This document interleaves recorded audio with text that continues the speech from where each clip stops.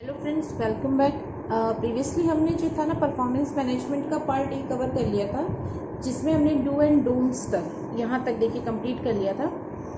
तो आज हम उसके आगे शुरू करेंगे, जो कि टॉपिक शुरू होगा काउंसलिंग से। ठीक है, तो अब काउंसलिंग क्या होती है? देखो, काउंसलिंग क्या होती है कि किसी को एडवाइस करना। ठीक है, मीन्स क्या हुआ कि जैसे अभी तक हम क्या कर रहे थे परफॉर्मेंस मैनेजमेंट वाले चैप्टर में, या इस टॉपिक में, कि हमने एम्प्लॉयज़ का असेसमेंट किया, उनका पूरा इवैल्यूएशन किया, जो भी मेथड चूज़ किया उस बेसिस पे इवैल्यूएशन हो गया। ठीक है, अब इवैल्यूएशन हो जाने के बाद हमें फीडबैक उनसे ले भी रहे हैं, लेकिन हमें उन्हें फीडबैक वापस देना भी तो है।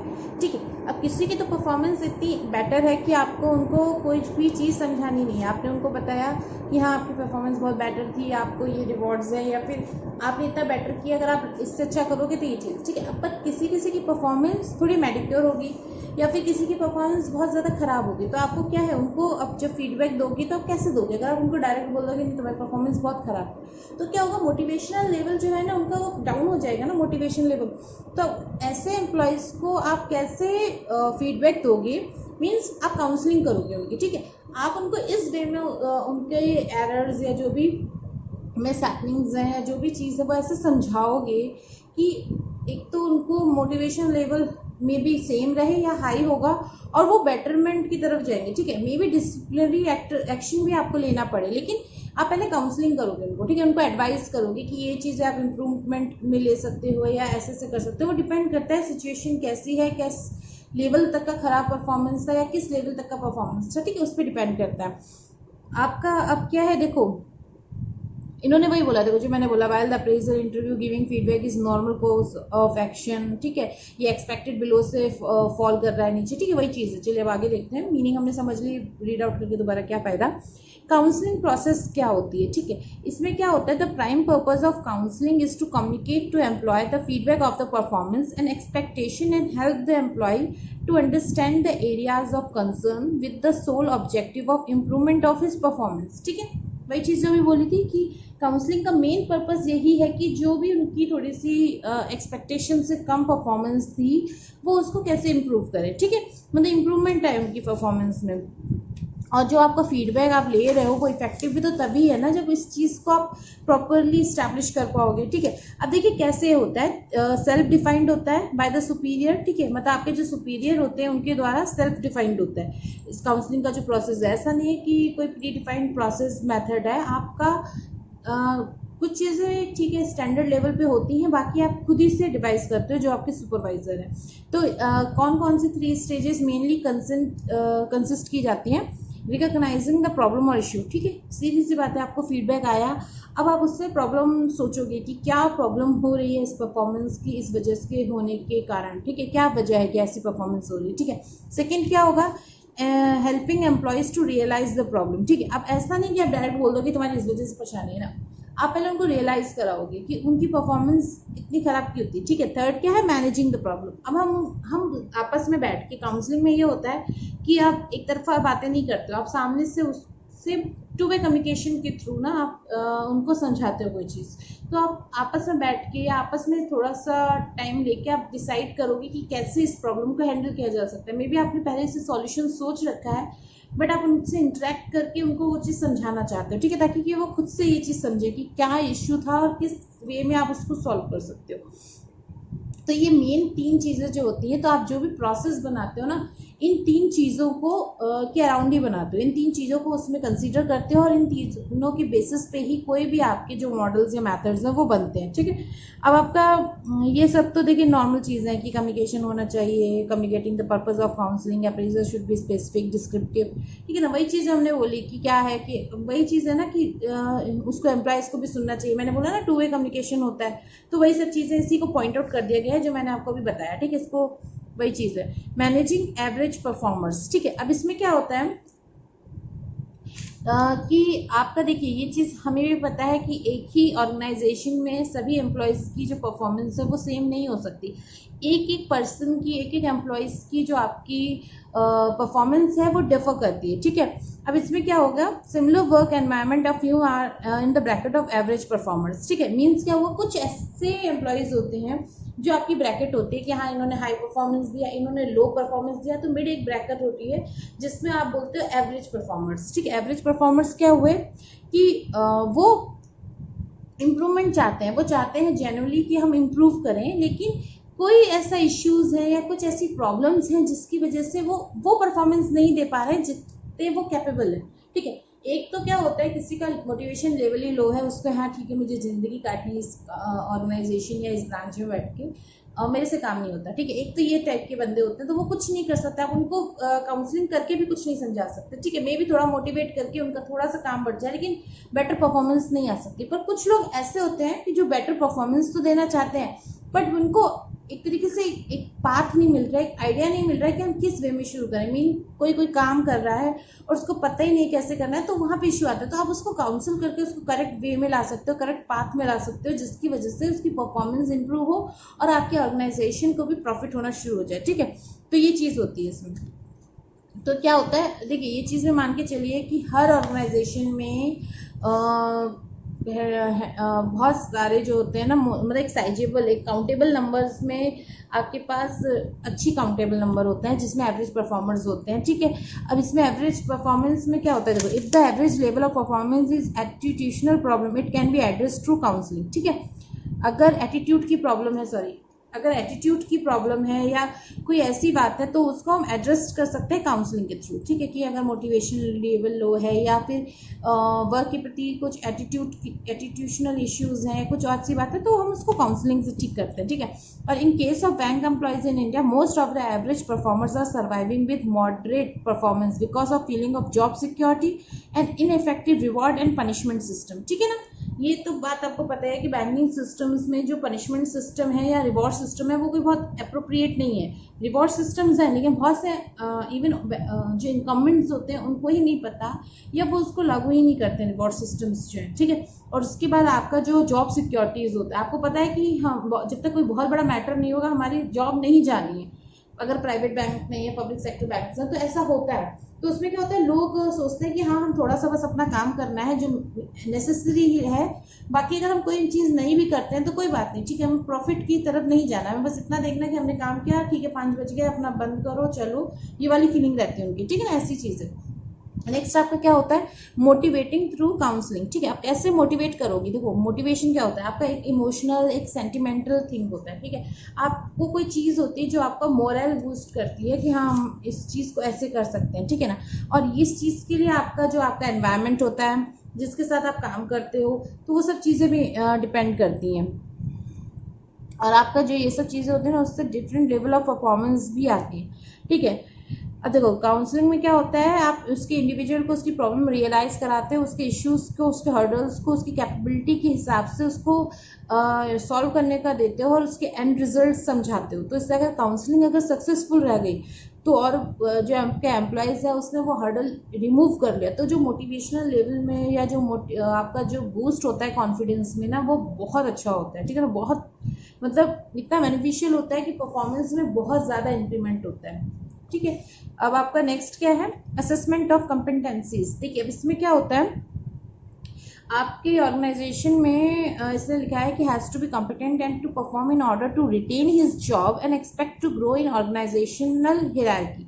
ठीक है, मीन्स क्या हुआ कि आपका जो भी एम्प्लॉयज़ है उसको जो आपको परफॉर्म करना है जॉब को, वो तो वो परफॉर्म करते ही। ठीक है, ये उसका एक तरीके से मतलब नहीं, एक ज़रूरत है। एंड उसके बाद वो क्या करता है, जो भी आपकी हिरार्की होती है ऑर्गेनाइजेशन में उस लेवल पे वो ग्रो भी करता है, उसमें आगे धीरे धीरे बढ़ना शुरू करता है, न्यू टेक्नोलॉजीज एक्वायर करता है, स्किल सेट एक्वायर करता है जो आपका ऑनगोइंग चल रहा होता है।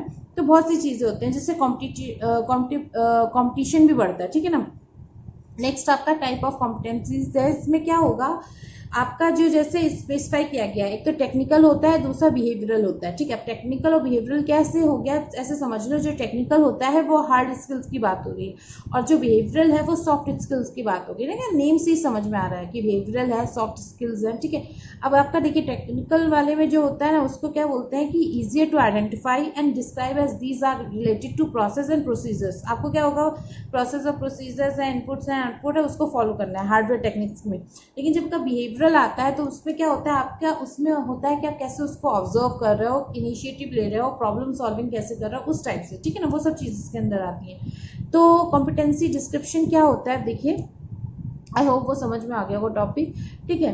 अब आपका कॉम्पिटेंसी डिस्क्रिप्शन क्या होता है, कॉम्पिटेंसी डिस्क्रिप्शन होता है it's a list of competencies required for different position, ठीक है। आपका लीडर डिस्क्रिप्शन क्या होता है, is a list of competencies required for different positioning, initiative, problem solving, interpersonal, ठीक है ना। मीन्स क्या हो रहा है कि आपका डिस्क्रिप्शन क्या होता है कि इसमें क्या होता है, जैसे आपका जैसे डिफरेंट पोजीशंस होती हैं, तो डिफरेंट पोजीशंस के लिए अलग अलग कॉम्पिटेंसीज चाहिए होते हैं, ठीक है ना। आपको अलग अलग वे में चाहिए होता है कि कैसे, अब जैसे मान लीजिए आपको क्या चीज़ ड्राइव कर रही है, मतलब आप कौन सा आपका जो मोटिवेशन जैसे जो गोल है, उस गोल को अचीव करने के लिए कौन सी चीज़ आपको ड्राइव करती है, कौन से माइंड में ये चीज़ रहती है कि हाँ मुझे ये चीज़ चाहिए, पर उस चीज़ को चाहने के लिए आपको किसने मतलब उत्साहित तरीके से किस चीज़ की वजह से आप चाह रहे हो ना, वो चीज़ आ जाती है इधर। नेक्स्ट है द डेफिनेशन ऑफ एडेप्टेबिलिटी, ठीक है। इसमें क्या होता है, changes behavioural style of method of approach when necessary to achieve a goal, ठीक है। मीन्स क्या हुआ, देखिए अडेप्ट करना क्या होता है, सीधी सी बात है कि अगर हमारे पास कोई सिचुएशन ऐसी अकर हो गई, मे बी जिसका हमें अंदाज़ा नहीं था, कि हमें आइडिया नहीं था कि ऐसा हो भी सकता है, लेकिन बाई चांस हो गया, तो हमारे अंदर इतना एक कैपेबिलिटी होनी चाहिए कि हम उस सिचुएशन के हिसाब से अपने आप को अडेप्ट कर लें, तुरंत चेंज कर लें। जैसे मान लीजिए कभी कभी अभी बैंकिंग सिस्टम्स में भी आप देख रहे हो मर्जर्स हो रहे हैं, या फिर सॉफ्टवेयर चेंज हो जाता है कभी कभी बैंक्स का आपके, तो आपको देखिए ऐसा नहीं बोल सकते कि हाँ यार मैंने तो इस पर काम नहीं किया है, मुझे ये समझ में नहीं आ रहा, नहीं, आपको थोड़ा टाइम लगता है, बट आपको उस चीज़ के लिए अडेप्ट करना पड़ता है, और धीरे धीरे अडेप्शन के साथ ही कभी कभी कोई चीज़ इंप्रूव भी होती चली जाती है, ठीक है। आप नई नई टेक्नोलॉजी सीखना शुरू कर देते हो, नए नए स्किल्स एक्वायर करना शुरू कर देते हो, तो वो सब चीज़ है इसमें। अब देखिए बिहेवियर इंडिकेटर्स क्या होते हैं अडेप्टेबिलिटी के लिए, look for ways to make changes work rather than only identifying by change will not work, ठीक है ना, ये चीज़ हो गया। सेकेंड है adapt to change quickly and easily, make suggestions for increasing the effectiveness of changes. मैंने बोला ना अभी, मतलब मैंने जो पॉइंट्स बोले वो इसी के लिए थे कि अडेप्टेबिलिटी, अभी मैंने बोला ना कि अगर आपको जैसे सीखना है, आप मना नहीं कर सकते, और फिर आपका जो बहुत इफेक्टिवनेस आप जैसे करना शुरू कर दो तो आपको पता चलता है ये चीज़ रॉन्ग है, इसको ऐसे होना चाहिए ना, फिर आप उसको इम्प्रूव करते हो। स्ट्रैटेजीज होती हैं, कैसे शिफ्ट करोगे, डिमांड के हिसाब से आप कैसे स्विच करते हो, तो वो सब चीज़ें हैं, ठीक है ना। विलिंगनेस होना चाहिए न्यू मेथड्स को लर्न करने के लिए, प्रोसीजर्स के लिए, टेक्निक्स के लिए, तो ये सब पॉइंट्स हैं। तो देखते हैं कॉम्पिटेंसीज लेवल्स कौन से होते हैं, ठीक है। एक तो आपका होता है एट द एंट्री लेवल, फिर होता है फुली इफेक्टिव लेवल, देन होता है स्ट्रेच या मास्टरी लेवल, ठीक है ना। देखो नेम से ही सब क्लियर हो गया, ठीक है ना। अब देखो मतलब प्रोफिशिएंसी की बात हो रही है, तो एंट्री लेवल पे क्या होता है, it is the standard expected of employees on entry into a role, ठीक है। मीन्स क्या हुआ, आपसे ये कॉम्पिटेंसीज जो फर्स्ट एंट्री लेवल होता है, इसमें क्या होता है कि जब आप एम्प्लॉयज़ कोई नया रोल एक्वायर करता है या नई जॉब पाता है, तो हम ऐसा अंदाज़ा लगाते हैं, हम उसे ट्रेन करते हैं, या फिर हम उसको ये चीज़ सोचते हैं कि हाँ उसको पता है और वो ये चीज़ परफॉर्म करने के लिए स्टैंडर्ड उसके पास जो रिक्वायर्ड रोल चाहिए होता है, या जो जो भी चीज़ चाहिए होती है वो उसके पास है, स्किल सेट्स, ठीक है ना। फुली इफेक्टिव लेवल क्या होता है, ये एक्सपीरियंस्ड एम्प्लॉयज़ के साथ आता है, ठीक है ना, who are performing at the expected standard for their role, ठीक है ना। मीन्स जो अपना एक्सपेक्टेड है उसके स्टैंडर्ड वैल्यूज़ पे वो रोल परफॉर्म कर रहा है। एंड मास्टरी लेवल जो होता है वो ये होता है कि किसी ने अगर अपना रोल मास्टर्ड कर लिया होता है ना, मतलब उसको जो जॉब दी गई है उस जॉब के बारे में वो सब जानता है। जैसे क्या होता है ना, अगर ब्रांचेस में देखिए ना, कोई ना कोई आपके ऐसा नहीं है कि सारा रूटीन का वर्क होता है या सारा लोन पे वर्क होता है, कुछ केसेस ऐसे होते हैं जैसे लोन के केसेस हैं, कोई अगर दिन रात लोन हैंडल कर रहा है ब्रांचेस में बैठ के, तो मे बी 5 to 10 ईयर्स या 2 to 3 ईयर्स में उनको क्या होता है ना, लोन में आप कोई भी चीज़ पूछो, जो नए सर्कुलर आते हैं उनको वो भी याद होते हैं, वो बहुत प्रोफिशिएंटली इफेक्टिवली आपको सारा चीज़ समझा सकते हैं। देखिए क्लेम जो डील करता है, पेंशन जो डील करता है, तो अगर आप उनसे कोई पेंशन डील करें, आप उसके पेंशन के बारे में कुछ भी पूछो, उसको सब पता होगा। आप मतलब थोड़ा बहुत तो मे बी जो न्यू चेंजेस होते हैं वो इधर उधर हो जाए, लेकिन मास्टरी में क्या होता है ना, उनको सब आइडिया होता है, तो वो चीज़ है। अब कॉम्पिटेंसी डिक्शनरी क्या होती है, इसमें क्या होता है, it includes all most of the general competencies with the definition needed to cover all job families and competencies that are core or common to all job within an organization, ठीक है। इसमें क्या होता है, ये एक dictionary type सा मान लो, या वो चीज़ होती है जिसमें सब कुछ कंटेंट होता है, सब कुछ मैंशनड होता है कि जनरल कॉम्पिटेंसीज क्या है, या कोई आपके पास जॉब है तो उस जॉब को करने के लिए आपको क्या क्या कॉम्पिटेंसीज चाहिए, ठीक है। उसके बाद आपका जैसे कॉमन जो होते हैं, कॉमन कौन कौन से होते हैं, टीम वर्क, आपकी अडेप्टेबिलिटी, कम्युनिकेशन स्किल्स, ठीक है, तो वो सब कॉमन होते हैं, वो जनरल हर जॉब के लिए चाहिए ही होता है, ठीक है ना, वो चीज़ है गई। अब डिफाइनिंग कॉम्पिटेंसीज मैपिंग, ठीक है। अब देखिए इन्होंने ये 2-4 लोग थे, प्रभाकर वगैरह, ये क्या नाम है, नेडियन सिंह सचिन, ठीक है, तो इन्होंने डेफिनेशंस दी थी, तो क्या दी थी, competencies mapping is the process of identifying the key competencies for a particular position in an organisation and then using it for job evaluation, recruitment, training and development, performance management, succession planning, which results in talent induction, management development, appraisal and in identifying training needs, ठीक है। Means क्या हुआ, इन्होंने बताया कि अगर आपके पास जो कॉम्पिटेंसीज हैं उसको आप मैपिंग कर लेते हो की मैप कॉम्पिटेंसीज में, देखिए कॉम्पिटेंसीज बहुत सारी हैं, पर अगर आप अपनी जॉब के साथ, आपकी पर्टिकुलर पोजीशन जो ऑर्गेनाइजेशन में है उसके साथ आप उस कॉम्पिटेंसीज को आइडेंटिफाई कर लेते हो, प्रोसेस करके मैप कर देते हो, तो क्या होगा ना, आपका जॉब का जो वैल्यूएशन वगैरह होता है, सक्सेशन वगैरह होता है, आप जब वो सब करते हो ना तो उसमें आपका डेवलपमेंट होता है, अप्रेजल में फ़ायदा मिलता है, आइडेंटिफाइंग क्या करनी है, ट्रेनिंग नीड्स को, उनको सबको जानने में ईजी होता है, ठीक है ना।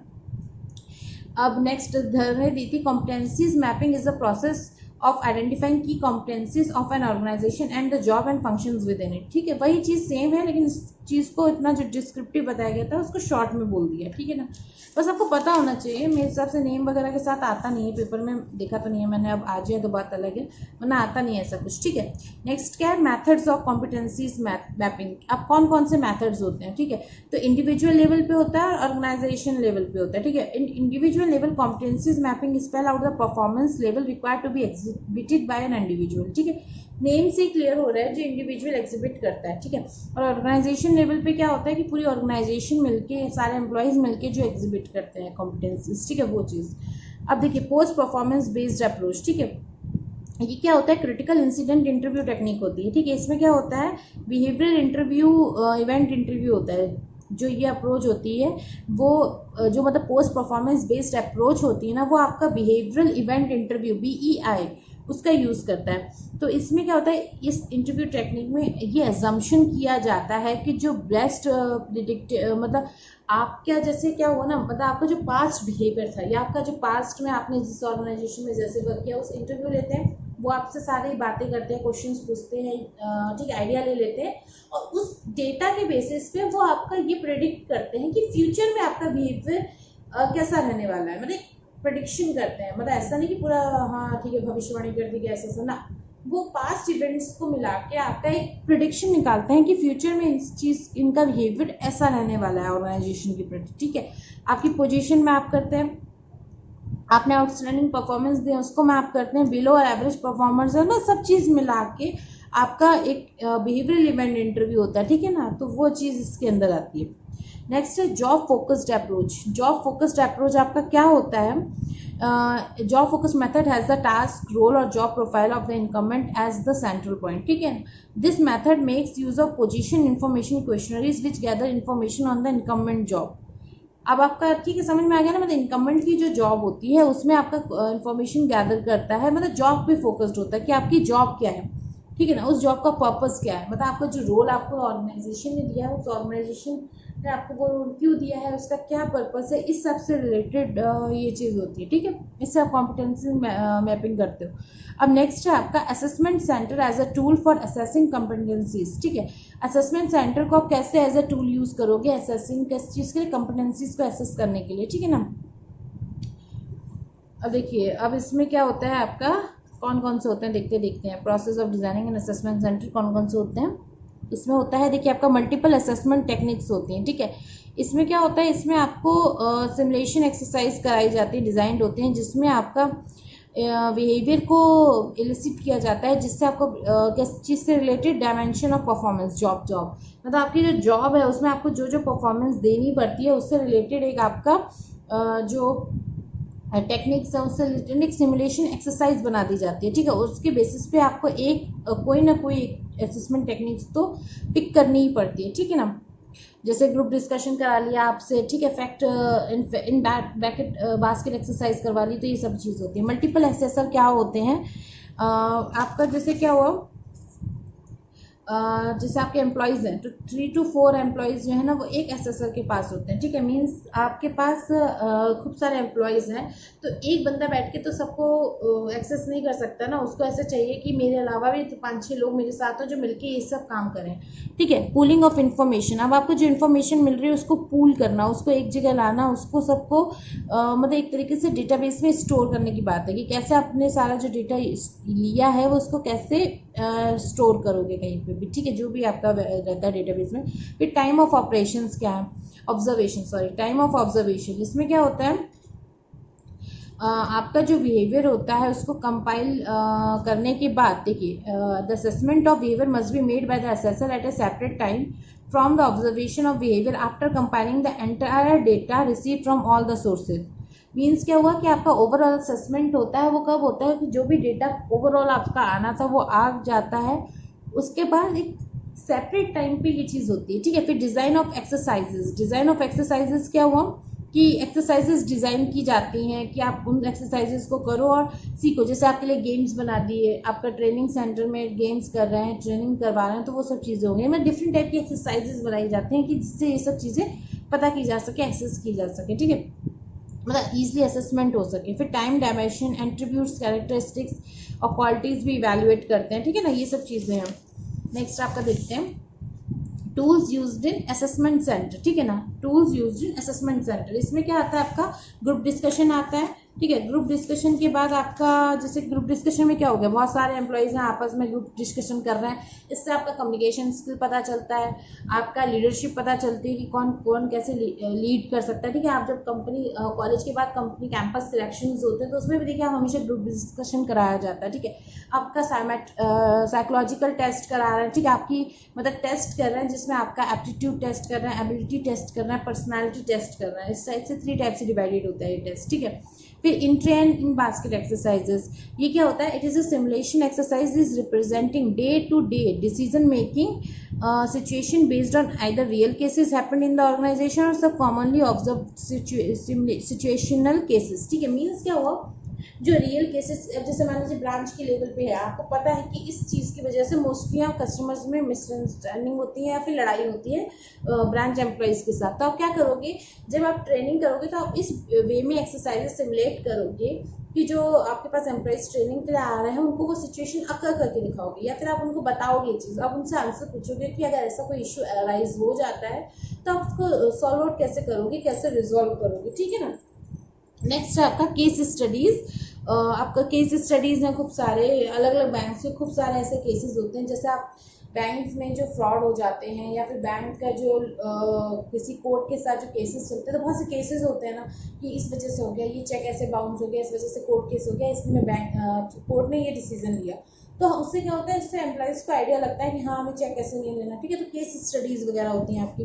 फिर रोल प्ले होते हैं, ठीक है। रोल प्ले में क्या होता है कि इसमें आपको जो आपके रोल्स होते हैं, आपको जो अडॉप्ट करने हैं, उसमें आपको वो चीज़ सिखाई जाती है, रोल प्ले कराया जाता है कि कैसे आपका पर्सनल एट्रीब्यूट रहना चाहिए, जैसे एक को मतलब कैसे आपका आपस में बिहेवियर रहना चाहिए, उस रोल प्ले के हिसाब से वो समझाते हैं, ठीक है। फिर आपको बिजनेस गेम है, बहुत सारी सिमुलेशन एक्सरसाइजेस बनाते हैं, उन गेम्स के थ्रू आपको ना अवेयर करते हैं कि कैसे ये चीज़ होती है। फिर प्रेजेंटेशन एक्सरसाइजेज होती हैं, ठीक है ना, आप प्रेजेंटेशन करते हो विजन, ऑर्गेनाइजेशनल इश्यूज़ पे, जो भी आपको पता है एनालिटिकल एबिलिटी के थ्रू, लीडरशिप के थ्रू, वो सब करते हो, ठीक है।